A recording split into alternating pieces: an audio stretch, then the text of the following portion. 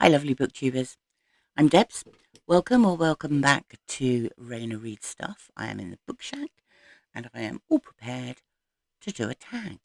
I'm so behind with these, but this is a brand new one.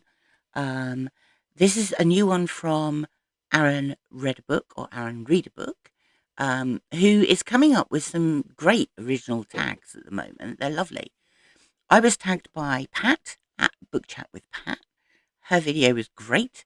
Um, Now, this book tag, Aaron has taken the names of some of his favorite booktubers, the channel names, and turned them into a book tag, which is a great idea. Coincidentally, I follow all of these booktubers that he has mentioned. So we will just get on straight with it. So the first booktube channel is Books I'm Not Reading. And Aaron's prompt for that is a book that has been on your TBR forever. Salman Rushdie's The Satanic Verses. I can't tell you how long I've had this for. I do not know why I haven't read it. I really ought to. In fact, at 530 plus pages, it could do for a big book of summer.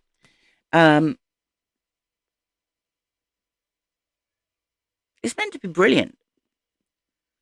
I need to give it a try.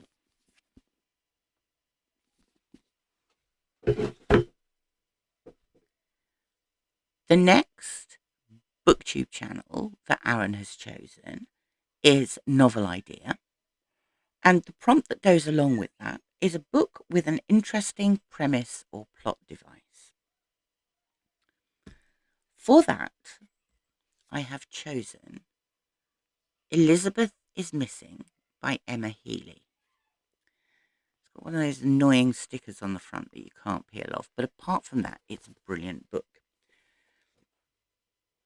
This is about Maud. Maud is forgetful.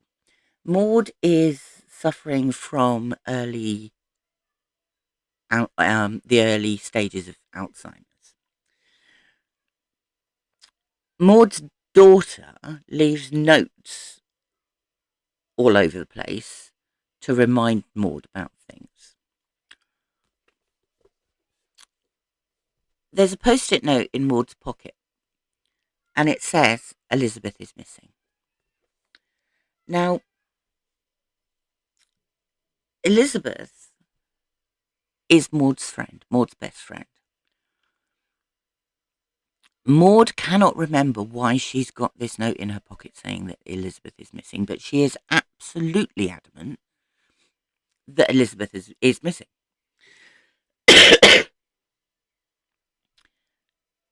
She tries reporting it. Anyone she tells about this tells her that she's being silly and she needs to remember to drink her cups of tea that she makes and not buy 17 tins of peaches from the shop, rather than worrying about Elizabeth. But she's adamant. She's absolutely adamant that Elizabeth is missing and she needs to find out why. This is the first book I've read where the protagonist is suffering from memory loss. And it's a really clever idea and it is brilliantly executed. It does turn out to be a mystery, but it's so much more than that. It's so clever and I really like it.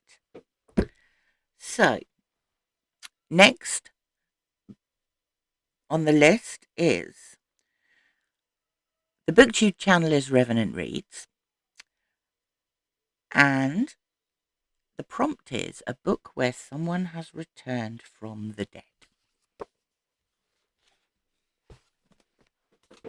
I've gone for one of my favourite books, The Lord of the Rings.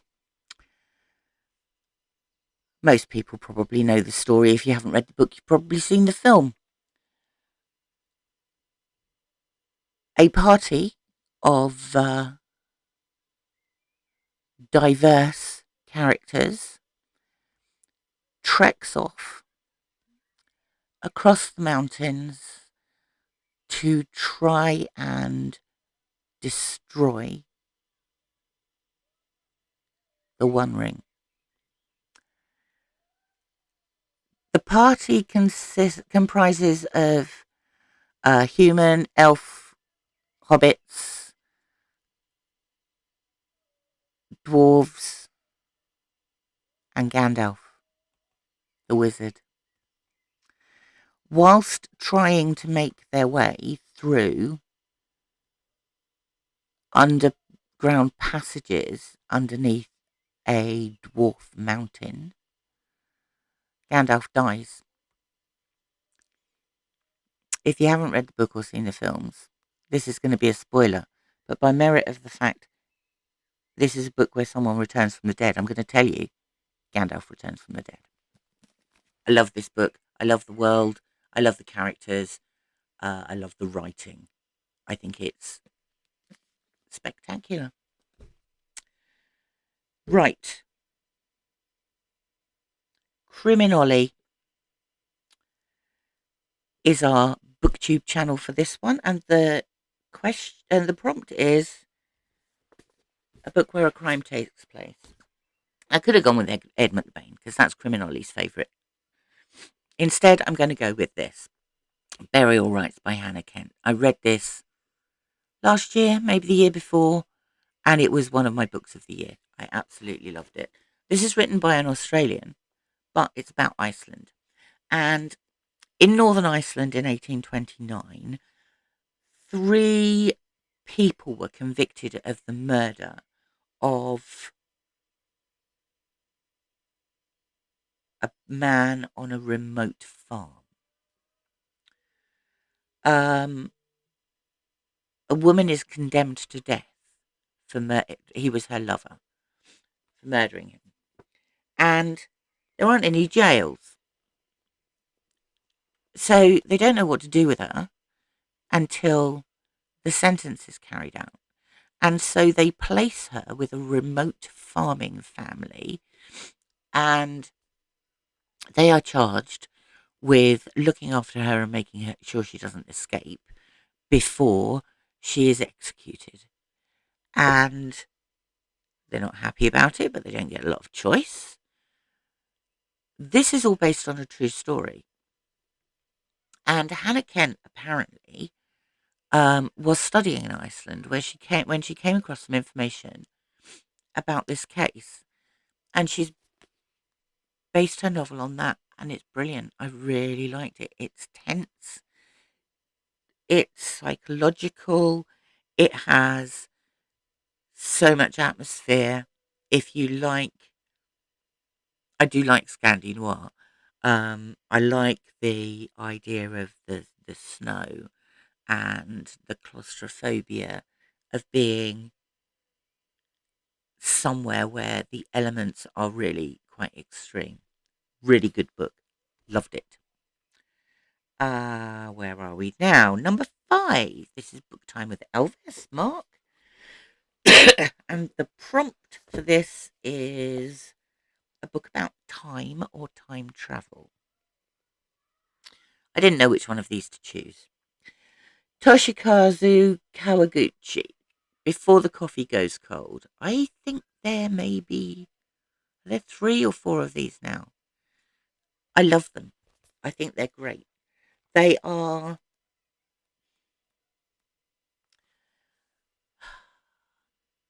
collections of stories, like little vignettes. There's a little cafe in the back streets of Tokyo where you can go and turn back time. There are a few rules. You have to return before your cup of coffee goes cold, hence the title. You can't change anything that happened in the past, and you're not allowed to leave the table that you're sitting at. And these are all there's lots of different stories, but they are connected by the fact that they're in the same location and they're turning back time. I love them. I think they're really quirky. I particularly enjoyed, I think, the second one, which is unusual. It just explained a bit more, I think. But I mean, they can be read as short stories, but they're not really. They're all connected. So that was number 5. Ooh, number 6. Middle of the book March. The favourite book that you read in March. Now, as it happens, I really enjoyed my March reading, but one book stood out, and that was this. A Month in the Country by J.L. Carr. I think it was recommended somewhere on here. Sorry, I'm going to have to take a drink. It is a tiny but beautiful book about a guy who is scarred both physically and mentally from the First World War. And he takes a job in a remote village. His job is to uncover a mural, an ancient mural that has been on the wall of the church for centuries, but it's been covered up. And his job is to take off the paint that's been put over it and restore this mural. He also comes across an archaeologist called Moon, who is working in fields just outside the church, and he has been employed to try and find a grave of someone who was buried outside church grounds, and they're not sure why. The reason they're there is because the matriarch of the village has died. She has left money to the church, but there are conditions, and these are 2 of the conditions: that the grave be found and that the mural be uncovered. This is a beautifully written, gentle story about recovery, about how nature and the countryside and a small village can restore your faith in human nature. It's just so lovely. I cannot tell you how much I would recommend this book. It's beautiful. Right, now we are up to question 7. Question 7, the BookTube channel is BookBuds, and A Book with a Great Friendship. I've mentioned this before. Tales of the City. Tales of the City by Armistead Mopan is the first in a series of books set in San Francisco about a completely madcap household where people of all gender identities are welcome. And it's in Barbary Lane. I really enjoy the friendship between Marianne and Michael, who is known as Mouse. And one of the reasons I enjoy this friendship is because I have a similar friendship. Marianne is a straight woman. I am a heterosexual woman. Mouse is a gay man. And one of my best friends is a gay man called Paul. And our relationship is just like the relationship in this. Brilliant friendships.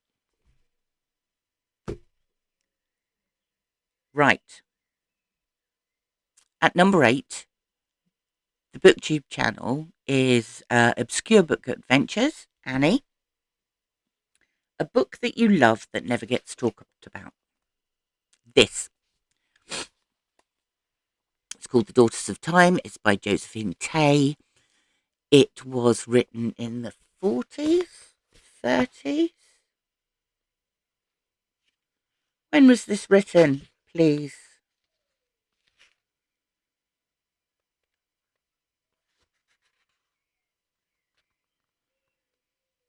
Hmm.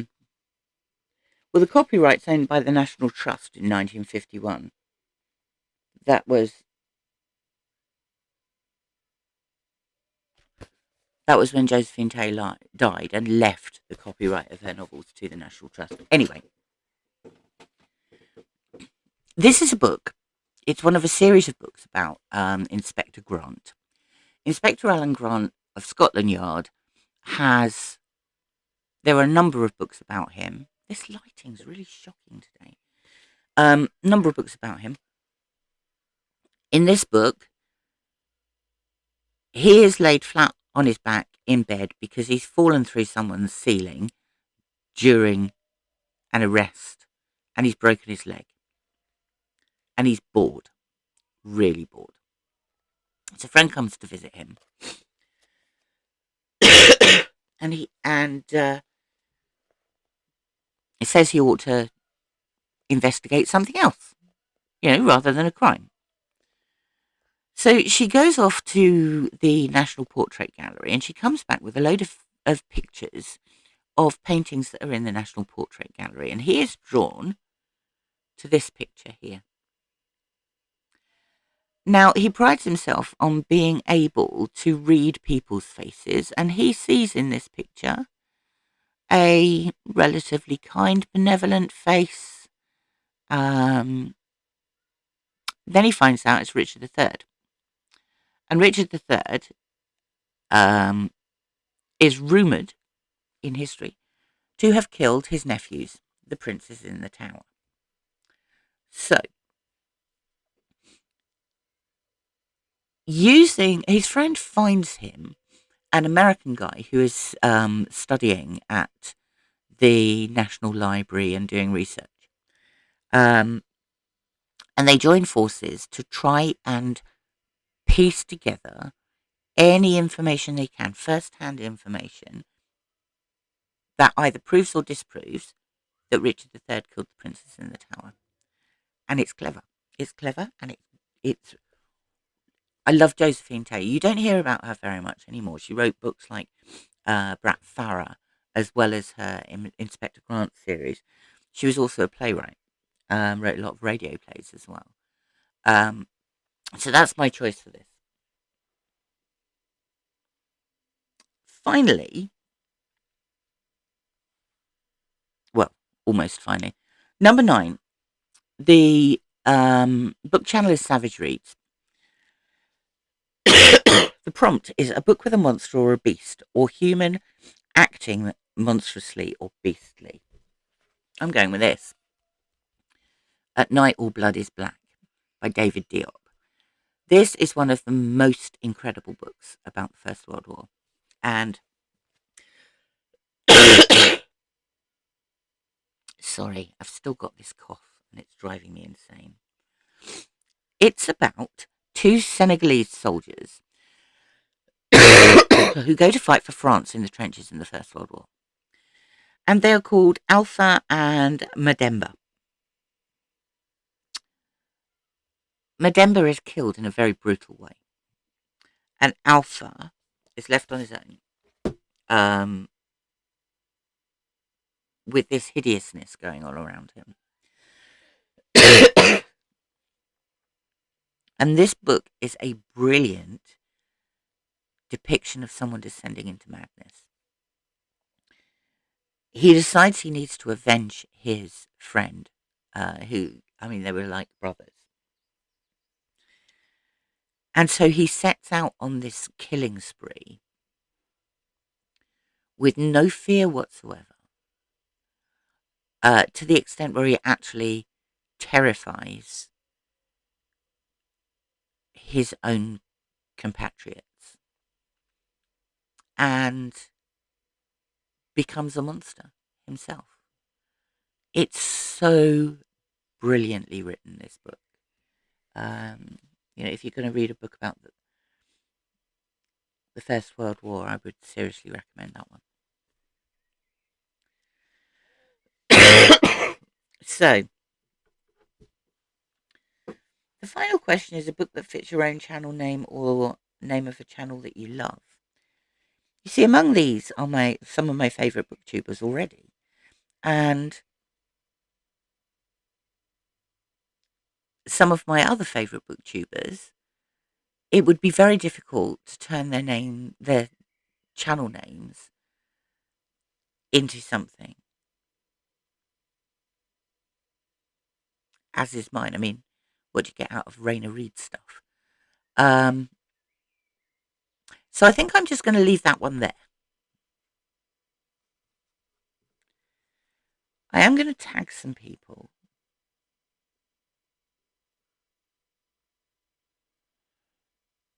No, I'm not going to tag some people. I'm going to say, if you're watching this video and you like this tag, which incidentally I think is brilliant, Aaron, do the tag and see what you come up with. Thank you very much for popping by. It's lovely to see you. I do appreciate it. And I will speak to you very soon. Bye for now.